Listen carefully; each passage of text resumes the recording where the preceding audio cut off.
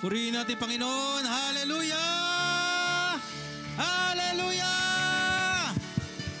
Hallelujah! Hallelujah!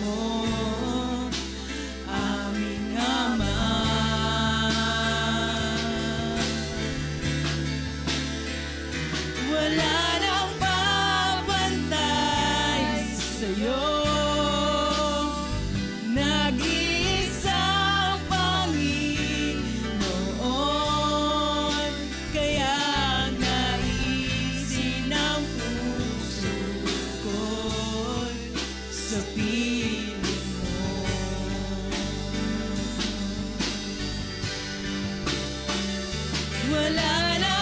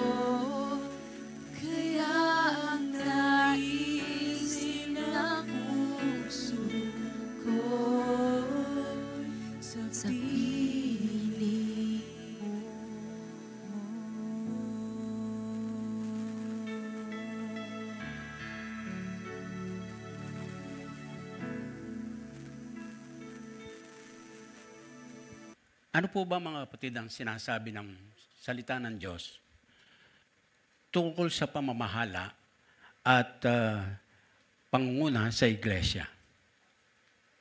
At bakit po ba mahalaga ang pagkakaroon ng qualified church leaders? Alam nyo, sinasabi po, itong mga panahong ito, mga minamahal, ang kalagayan ng anumang grupo, samahan, pamilya, bansa, ay nakadepende daw po sa leadership, sa mga nangunguna dito. Kasama na po ang kalagayan ng Iglesia ng Diyos. We have a crisis of leadership. At sa susunod na linggo, magkakaroon po tayo ng convergence and fast. So pagkatapos ng panambahan, ay meron tayong pagpapatuloy ng gawain at ito po'y bukas sa lahat. Kada ikatlo, o kaya this month ay palibasa ay 5 Sundays, fourth Sunday, convergence and fast. After worshiping God together, we invite you to join us praying, and we will leave out our lunch. Instead, we pray together.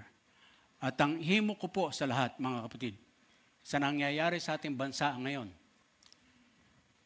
lalo na po sa impeachment trial, gusto kong marubdob nating ipanalangin ito.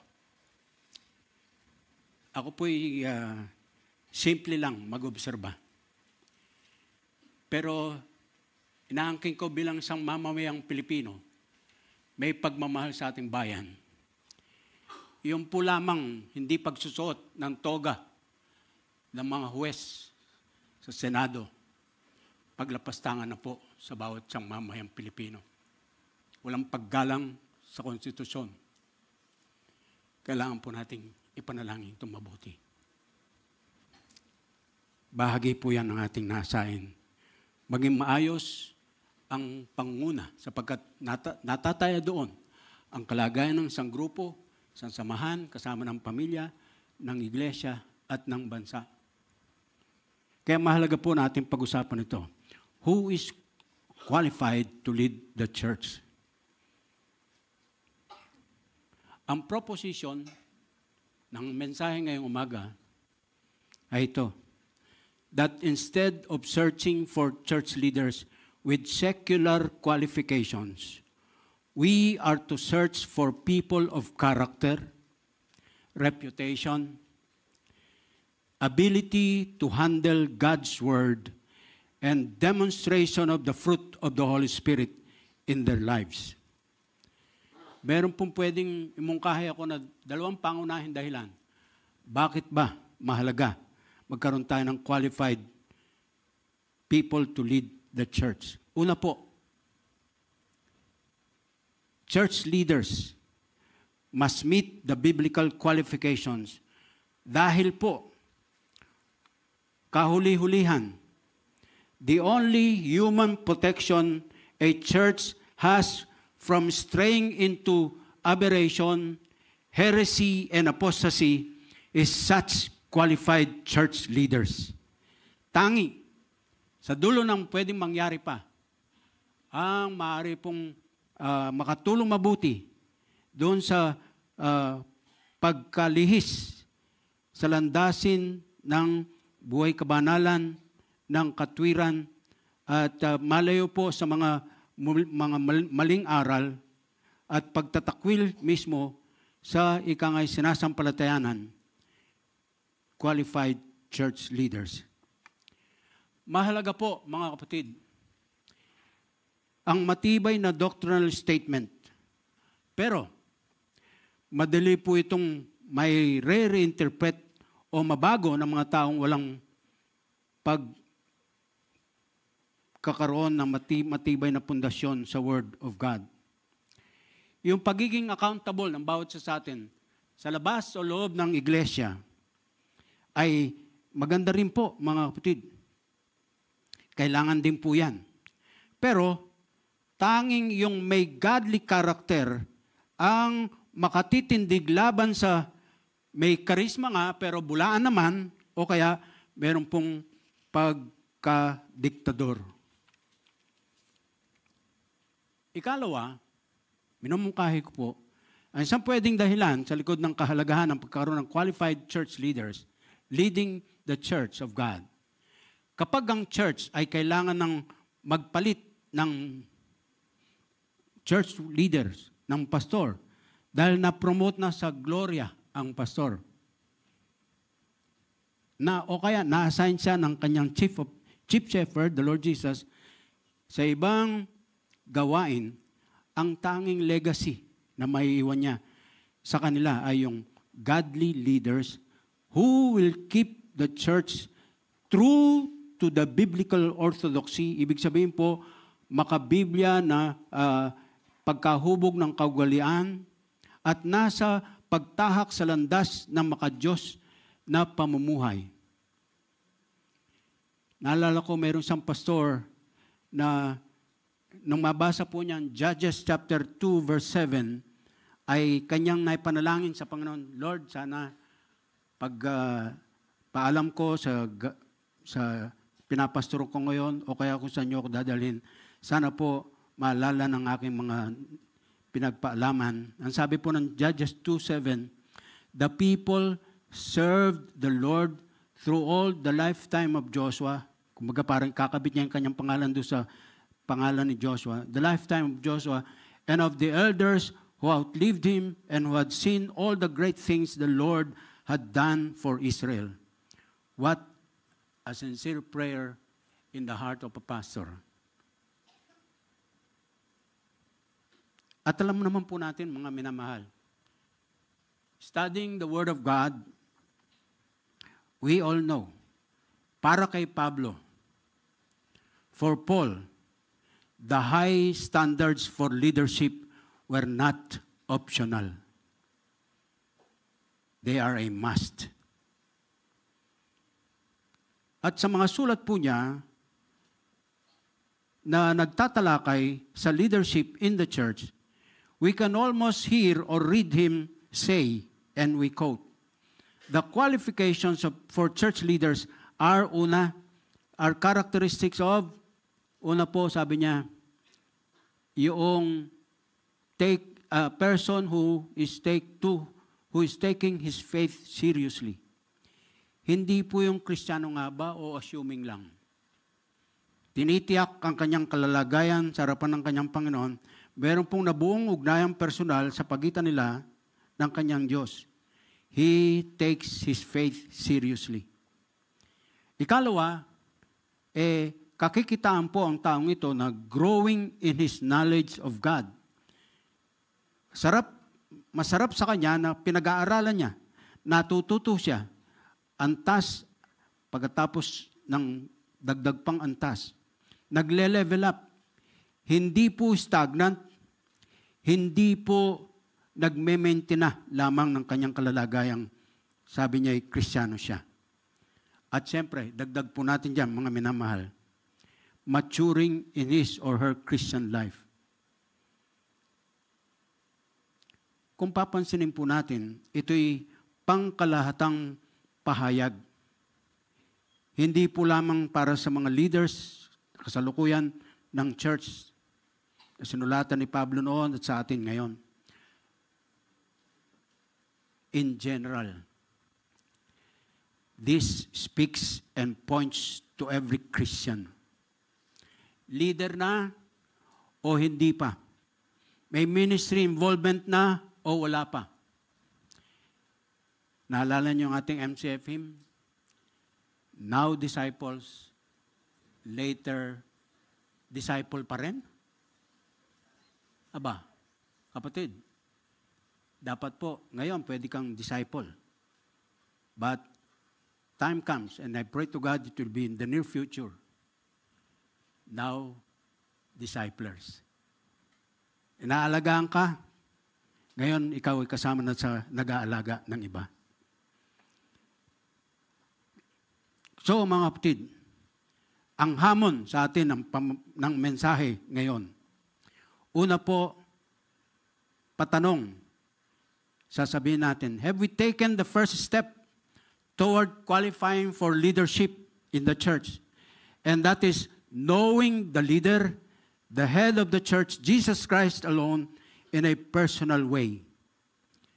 At kung hindi pa, pwedeng ngayon na rin, kilalanin si Kristo na siya lamang, wala nang iba, ang Panginoon at tagapagligtas, nagaling ng kanyang buhay doon sa krus ng Kalbaryo, na sa halip na tayo maparusahan doon, inako niya ang ating lugar, at sa pamagitan po nun, ang kanyang nabubundugo ay siyang naghugas ng ating mga kasalanan, at mula roon ay may pagbabagong magaganap sa ating buhay, sapagkat siya na ang ating inaangking Panginoon, at dapat na masunod sa ating pang-araw-araw na buhay. Pwedeng gawin mo mismo ngayon, kapatid ko sa Panginoon. And then, we can determine to grow in knowledge of God and in Christ-likeness in our daily life.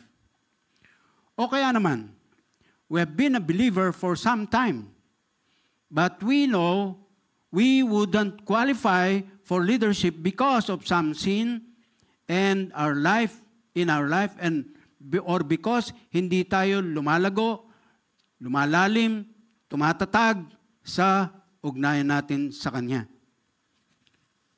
Dapat po, magising tayo sa katotohanan. Bakit sa inabahaba ng panahon ako'y Kristiyanong tinuturing sarili ko, pero wala akong nararamdaman, wala akong naranasan na kagalakan ng puso ng paglilingkod sa Panginoon. Hindi ko may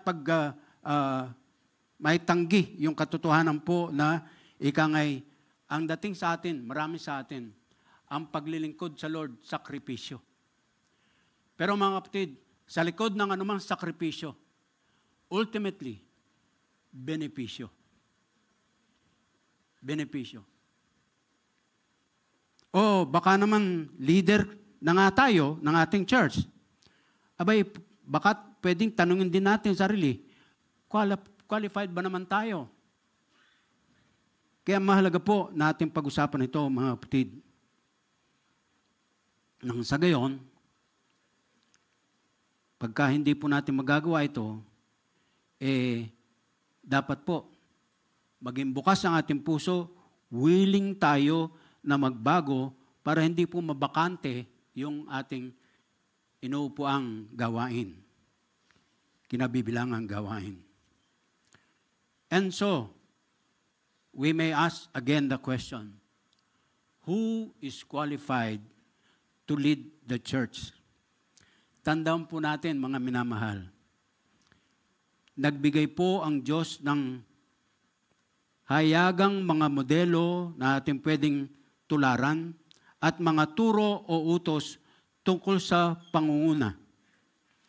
The Lord our God, He was never silent about this in His Word.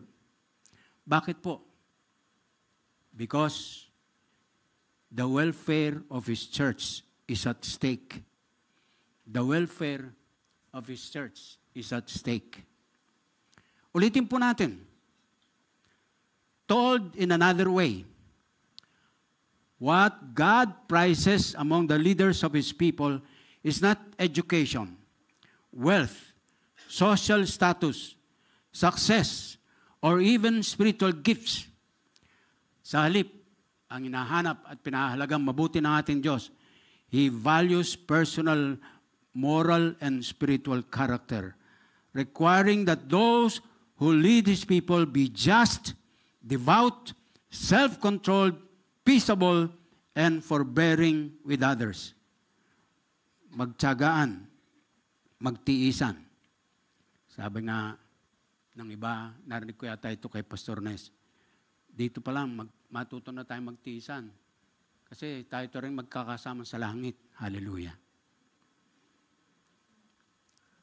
They also be loyal husbands, good fathers, and men who are firmly committed to His Word. Maalala nyo sa sulat po ni Apostol Pablo sa mga kay Timoteo, sabi niya, marapat na mahusay, mamahala ng kanyang tahanan, kasi paano niya mahusay na pamahalaan ang iglesia ng Panginoon kung hindi ganon sa kanyang tahanan mismo. Let us therefore insist upon God's requirements, morally and spiritually qualified. Kung hindi tayo seryoso sa bagay na yan, hindi tayo maging stricto diyan, alin po sa dalawang extremes ang pwedeng kauwian. Sa isang banda, ignore the full range of spiritual qualifications, scriptural qualifications, thus permitting unqualified men to fill a crucial position of leadership. Sa kabilang banda naman, una, ignore. Yung another extreme, add qualifications or restrictions that God doesn't demand, thus excluding needed and qualified men na dapat na gumawa, maki-isa sa gawain ng Panginoon. Not college graduates, not of the same age, not of experience, but maging buhay, matibay na pagkakaugnay sa kanyang Diyos na pinaglilingkuran. O, mga minamahal, our God values personal, moral, and spiritual character more than anything else. Our God values personal, moral, and spiritual character. Ang biblical standards for church leadership ay personal character qualities, not college or seminary degrees, not business administrative skills, or personal charisma. Paul said, we have to search deeper to look for character qualities na magpapakita ng deep-seated faith na nakikita sa integridad, sa paglago at sa katatagan. Ang sabi nga po ng ating mga binasang talata, ang unang talata po ng 1 Peter Timothy 3, sinasabi po rito, here is a trustworthy saying, if anyone sets his heart on being an overseer, he desires a noble task. He desires a noble task. Ang bungad po ng talata, here is a trustworthy saying. Isang nararapat, isang mahalaga at dapat bigyang ukulan ng matamang pansin ang sasabihin. Here is a trustworthy saying. At alam po nyo, sa buong aklat ng 1 Timothy, mga 4 na ulit binanggit sa iba-ibang mga konteksto, yung unang phrase na yun ng chapter 1 ng chapter 3 verse 1. Balikan po natin yung 1 Timothy chapter sa una po, mga kapatid. Chapter, halimbawa po itong chapter 1 verse 15. Here is a trustworthy saying that deserves full acceptance. At may kaugnayan po yan doon sa gawa ng Panginoon Diyos na mga magandang mga bagay sa kanyang biyaya doon sa mga may kaugnayan sa kanya. Pag pumunta tayo sa chapter 4, verse 9, this is a trustworthy saying that deserves all full acceptance. Ano po yun? At ang tinutukoy naman po dito, mga kapatid, ay yung katiyakan ng pagka-ugnay sa Panginoon Diyos at yung paggawa natin ay hindi po mawawalang halaga sa ating Diyos. At dun sa chapter 2 ng 2 Timothy, ang sabi po rito, another part na sinabi ng talata ng here is a trustworthy saying, chapter 2 verse 11, here is a trustworthy saying, if we died with Him, we will also live with Him, etc., etc. At pansinin po yung verse 13, if we are faithless, ano po ang sabi rito? He will remain faithful, for He cannot disown Himself. Here is a trustworthy saying, sabi ng chapter 3, verse 1. At ang tinutukoy particular dito, mga kapatid, ay yung pagiging church leader. At masabi natin, batay sa talata, if anyone sets his heart on being an overseer, he desires. Ibig sabihin po nito, mga kapatid, merong mabubuong pagnanasa sa puso ng isang individual, manampalataya, na siya'y ma-involve sa gawain ng Panginoon. At alam po ninyo, ang mismong hangarin na yung puso, ng puso ay manggagaling sa Holy Spirit of God. And in as much as bawat isang manampalataya, babae, lalaki, ay sumasakanya ang banal na Espiritu, habang siya'y nagpapatuloy na lumalalim sa kanyang personal na kaugnayan sa Panginoon Diyos, meron pong bubuin na hangarin ng puso ang banal na Espiritu sa kanya. Sabi niya, if anyone sets his heart on being an overseer, he desires. Mga kapatid, bagay lang po natin sagutin ang tanong, sa inabahaba ng panahon ng ating pagkakaroon ng personal na kaugnayan sa Panginoon, nabuo na ba ng banal na Espiritu sa puso mo yung hangarin na yon? Na hindi ka na masisiyahan sa paupo-upo na lang. You'll not be satisfied anymore as a bench warmer. Kundi meron talagang giyagis ang puso mula sa banal na Espiritu ng Diyos. Hoy, tumatagal ang panahon. Babalik na ako. Di pa kita makitang involved sa pagkayo, sa paghikayat ng iba para sa akin. Hoy, sabi ng banal na Espiritu. Narinig niyo po yun? Hoy, sabi ng banal na Espiritu. Hoy, kilos na. Sabi sa iyo ng banal na Espiritu.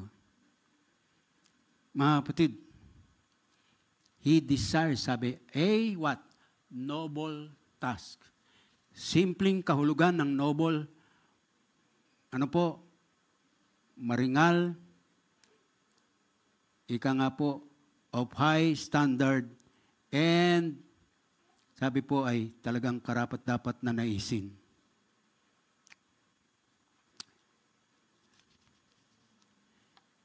Ang kasama po doon, pagka meron ng ika nga po kalabit ng banal na Espiritu sa iyo, kapatid, unti-unti, minomolde niya ang pagkakaroon ng pag-ibig para sa kanyang iglesia. Love for the flock. Kinakailangan daw pong encourage, may pakita ang bunga o katibayan ng pagka-Christian, yung tunay at totoo. At this point, nais ko lang pong personally, bilang inyong pastor, pasalamatan kayong lahat. Doon po sa naganap nating youth conference, Level Up. Practically, ang buong iglesia ay kumilos. Meron pong nakasama doon, mula po sa pagbubuo nito, pag-organize ito hanggang may sa katuparan, meron pong mga bagay o mga individual na sa kanilang kakayahan ay nagnasang tumulong. Hindi na po basta pinanawagan para po may tuloy. Mula po sa panalangin, sa pananalapi, sa pag-organisa, sa pulong dito, meeting doon at pagbubuo ng sama-samang kaisipan, bigay ng banal na Espiritu ng Diyos. At pagkatapos po, yung mga pangailangan ng sasakyan at meron pong nagpagamit ng mga sasakyan, meron pong nagpatulog sa kanilang mga tahanan at tila baga prinsipe at prinsesa ang accommodation at iba't iba pang kaparaanan. And I see here, ang buong iglesia ay kumilos. Mga kapatid, napakasarap po sa pakiramdam na ilagay ng Banal na Espiritu sa puso natin yung nasain na yon. At pagkatapos po, tutugon tayo, yes, Lord. Doon sa sabi niya, He desires a noble task, marangal, highly commendable, highly honorable. Kaya, itinuloy po ni Apostol Pablo sa pagsasabi, a leader must,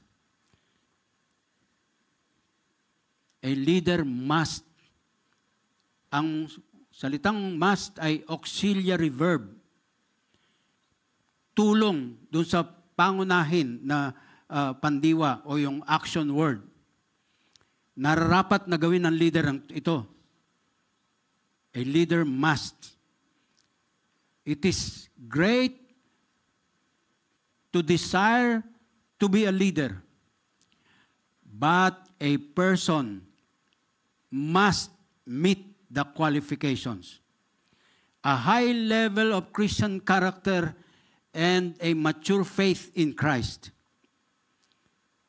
Mga kapatid, sa ating pong pag-aaral, we will see that the most extensive list of qualifications for church leaders is found in 1 Timothy chapter 3, verses 1 to 13, at saka po Titus chapter 1, verses 5 to 9. Iyon po ang ating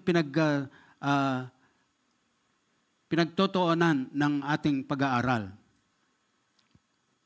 Kapag pinagsama daw po natin itong mga references na ito at pinaghambing po natin yung mga sinasabi ng mga talata sa magkaibang sulat ni Apostol Pablo ito kay Timoteo at saka kay Tito, mga kapatid, may gugrupo natin ito sa iba't ibang kategorya. At ngayon po, babanggitin natin mga kategoryang iyon at maglalan lang po tayo ng konting pahapyaw na comment. Hindi po tayo lalalim sa pag-aaral dahil gusto ko po magukol tayo ng ibang pagkakataon na ating tingnan mabuti yung mga ipinahayag po rito. Tandaan po natin, ang mas habol ng Diyos, personal, moral, and spiritual qualification. At dito po, makategorize natin into 7 categories. And this I share with you. A person who qualifies for church leadership must possess what? Ito po, unang kategorya. Nararapat po magkaroon ito ng good reputation. Magkaroon po siya ng mabuti o mabangong pangalan. Hindi po magiging, mapapahiya ang Diyos dahil sa Kanya. Meron siyang mabangong pangalan. At nasasakop po dito yung ilang mga detalye, blameless, wala pong kapintasan, of good testimony, good behavior, reverent.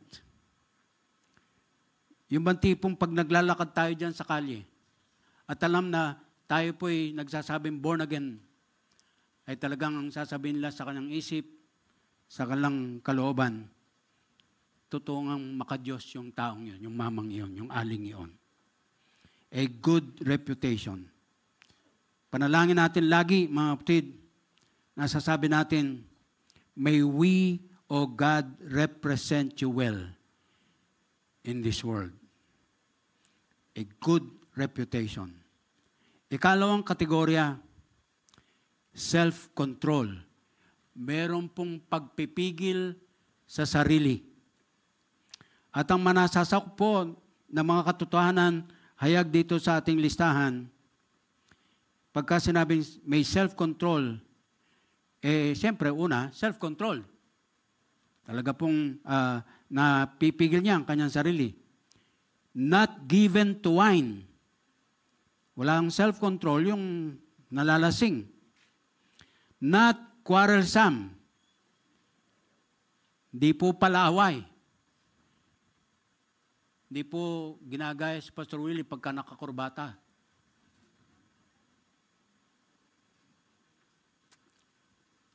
Ano pa ang napaloob doon sa self-control? Not self-willed. Hindi po yung basta pinagpipilitan ng sarili. Not quick-tempered. Naku. Hindi po agad-agad na ika nga po'y umikli yung kanyang PC. Magagalitin. Madaling magalit. And not double-tongued. Isa lang po ang kanyang sinasabi at kanyang pinaninindigan. Ikatlong kategorya, godly values. Maka-Diyos na mga pagpapahalaga. Kasako po dito, mga kapatid, sa ating tala, not greedy for money. Ang panahon natin ay lalo pang lumalala sa aspetong ito. Ang habol-habol ng tao ay pagyaman sa anumang kaparaanan.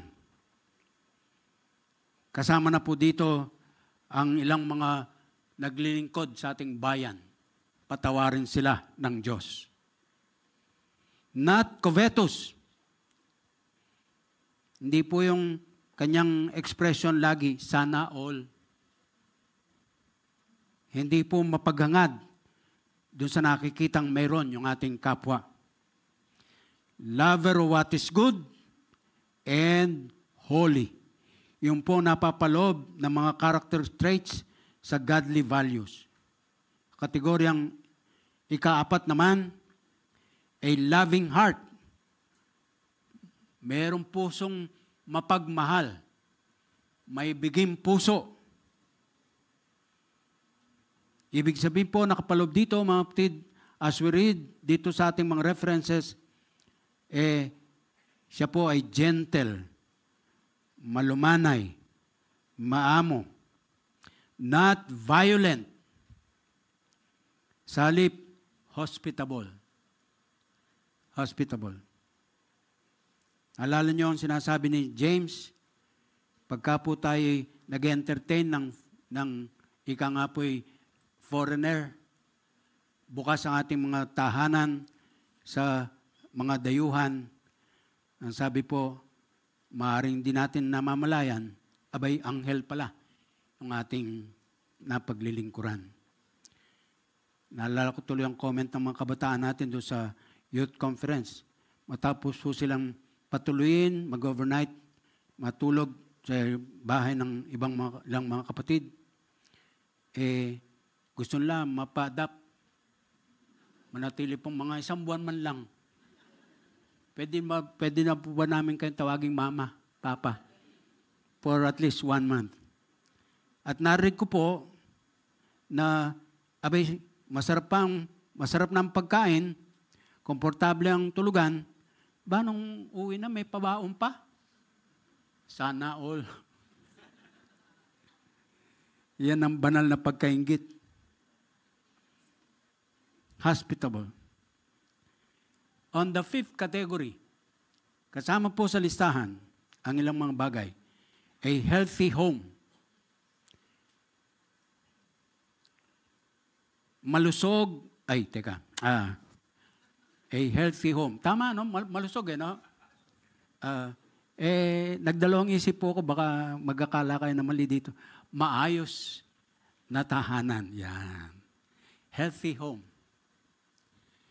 Mga kapatid, sa listahan na sinasabi na po sa Pablo, na meron pong koneksyon yung pamilya ng manggagawa at pamilya ng Diyos.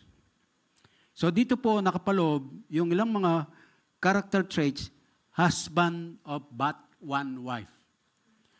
Husband of but one wife. Nako, pag binasa po ninyo ang mga libro ukol dito, ang haba po ng mga inuukol na pansin sa usapang ito. Na ang lingkod, ang church leader, ay husband of but one wife. Depende po siguro, sabi nila, sa kultura o kaya sa pinaiiral na batas sa mga bansa-bansa, lalo na sa ating panahon. Malinaw po sa salita ng Diyos. Husband of but one wife. Ngayon parang madali na ang pwedeng mangyaring ligawan sa pagitan ng lalaki at babae. And hopefully manatili pong ganon. Yung ligawan sa pagitan ng lalaki at babae. Hindi po sa pagitan ng parehong lalaki o parehong babae.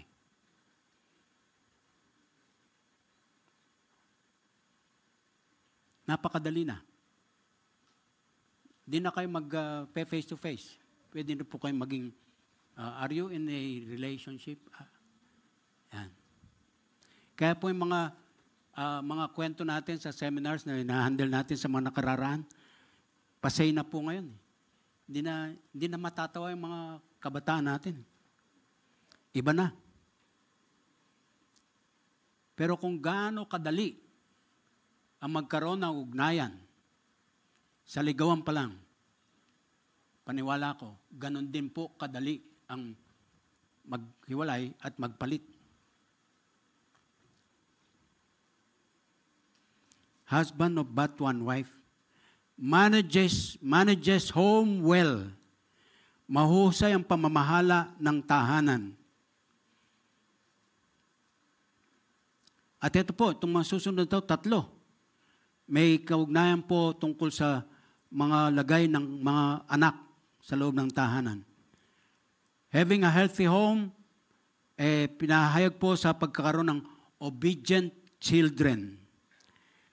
Simpleng comment sa ating panahon, ang isang pagbabago ngayon sa ating panahon, ang mas madali na pong sumunod ngayon ang magulang sa anak.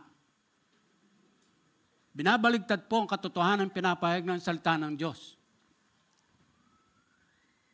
At ang mas madalas na gumamit na ng salitang ito, hindi ko na po gaano narinig ito mula sa mga anak, kundi sa mga magulang na, wait lang. Obedient parents, children. Ikalawa, respectful children. Naku, ito pang isang larangan na hinahanap po ng sino ang qualified na church leader. Yung kanyang mga anak, marespeto ba? Marespeto ba?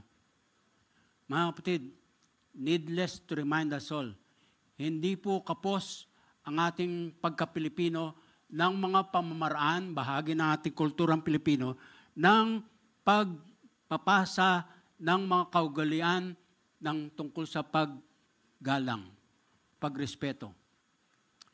Yun nga po, sinasabi ko na sa inyo madalas, kapag meron akong nakikilala na sabi nga po ay sa suot pa lang niya, uniforme na pulis o guro o kung ano pa man, sa respeto ko po doon sa kanyang institusyon, doon sa kanyang bukasyon na niyayakap at binibigay ang buhay niya doon, aking sinasaluduhan o minamanuhan. Hindi po tayo kapos sa paghayag ng pagrespeto sa kapwa. At mga kapatid, tatagos po ito, hindi lang dito sa atin, kundi sa ating Panginoon Diyos. Ang ating Diyos, Maginoo. Ang ating Diyos, kapita-pitagan. Respectable. At pangatlong tungkol sa mga anak, ay yung pong ang kanyang mga anak, mananampalataya. His children are believers. Hindi po tayo ang nagsasabi noon, kundi ang Diyos sa kanyang salita. Mahirap naman, sa totoo lang, bukang bibig ng isang church leader, ang pamilya ay dapat buo kay Lord, samantalang kanyang anak ay wala pang kaugnayang personal sa kanyang Diyos na pinaglilingkuran. Ika-6 na kategorya, ang isang church leader qualified nagtataglay po nito, a mature faith. Buo at matatag na pananampalataya, pagkakilala sa Diyos. At napapalo po dyan, mga kapatid, una, not a novice. Hindi po bagito. Hindi po bago pa lamang kumilala kay Kristo. Kundi alagaan at magkaroon po ng paglalim, pagtatag sa personal kaugnayan sa Panginoon. At sabi nga po ni Apostol Pablo sa ating binasa, hindi novice dahil baka po magyabang sa sarili at gamitin ng diablo yun upang hindi na po siya magpatuloy sa kanyang posisyon sa harapan ng Diyos. Dapat po ang bahagi ng pagkakaroon ng mature faith tested, subok, napatutunayan, may paninindigan na, at hindi basta bumibigay sa anumang tukso at kasalanan. Kanina po sa ibaba, with some answers naroon, kung bakit napalabas po ko at napatayo sa kasama nila,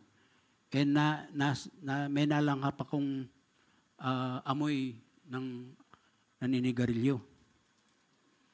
Sabi ko, ang talas ho ng aking pangamoy at ang talas ng aking pandinig. Ngayon pala, narinig ko yung bulungan nyo. Tagal naman ni Pastor, ang haba na. Narinig ko yun. Tapos yung pangamoy ko po, kako, parang amoy sigarilyo. May nagbiro sa mga answers. Medyo brand hope po, Pastor. Pati brand, alam na. Ang ibig sabihin lang po natin, ika nga po, subok siya, matatag siya. With clear conscience, nakakatulog siya ng mahimbing. Wala pong pwedeng basta makagambala sa kanya. Malinaw po, malinis po ang kanyang konsyensya. With firm grasp of Scripture, kapit niyang mabuti, pinamumuhay niya ang kanyang narinig at natututuhan mula sa salita ng Diyos. Able to exhort, able to convict. Bago po siya makapagsabi ng ikangay kapintasan o bagay na napapansin sa kanyang kapwa, ito po mo'y totoo muna sa kanyang sarili. At ang huli po nating kategorya sa mga aspetong ito, a teachable mind. Tinagalog ko po ito, handa pa rin matuto, handa pa rin makinig. Teachable mind. At nakakapalob dito, mga kapatid, able to teach, temperate, sober-minded, and just. Ngayon po, sinasara ko na po ang aking kwaderno. Meron po lamang akong pakiusap sa ating lahat. Bilang paghahanda po sa mensahe ng last Sunday, which is the 5th Sunday, at meron po tayong Family Sunday. Ang aking pong pakikiusap, bahagi ng paghahanda natin sa mensahe ng Diyos come the last Sunday of the month. Inyo pong aralin, inyo pong basahin ang dalawang teksto na yun na binanggit natin. 1 Timothy 3, 1-13, Titus 1, 5-9. Kung maaari po, 2 o 3 ulit niyong basahin para po medyo merong pumasok sa ating isip. Pag-uusapan po natin yan sa Sunday na darating, last Sunday. Okay po? God bless you. God bless you.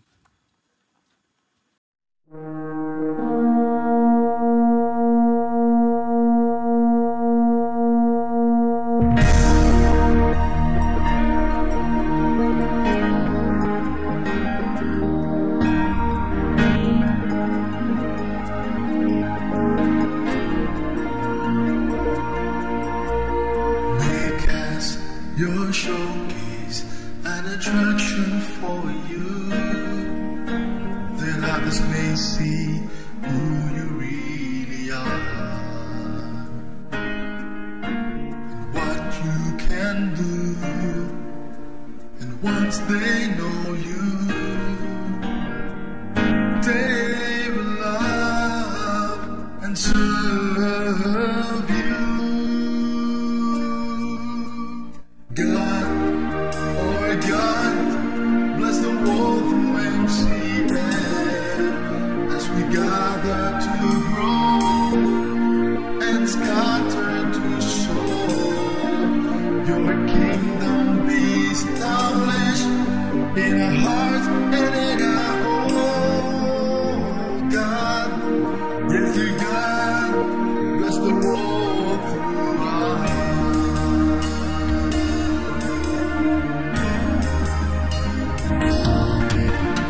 Let our hearts be your service arm. Now disciples later desire. Quality living and abundant blessing. Commenting with this full of hope, of love and of faith. God, oh God, bless the world from MCM as we gather to grow and scatter to soar. Your kingdom be established in our heart and in our home. God, yes, dear God, bless the world through us. We wanna be a sharing partner. Going places, meeting people, showing them your life and salvation, telling them in Christ. We celebrate life. God, oh God, bless the world through MCM as we gather to grow and scatter to soar. Your kingdom be established in our hearts.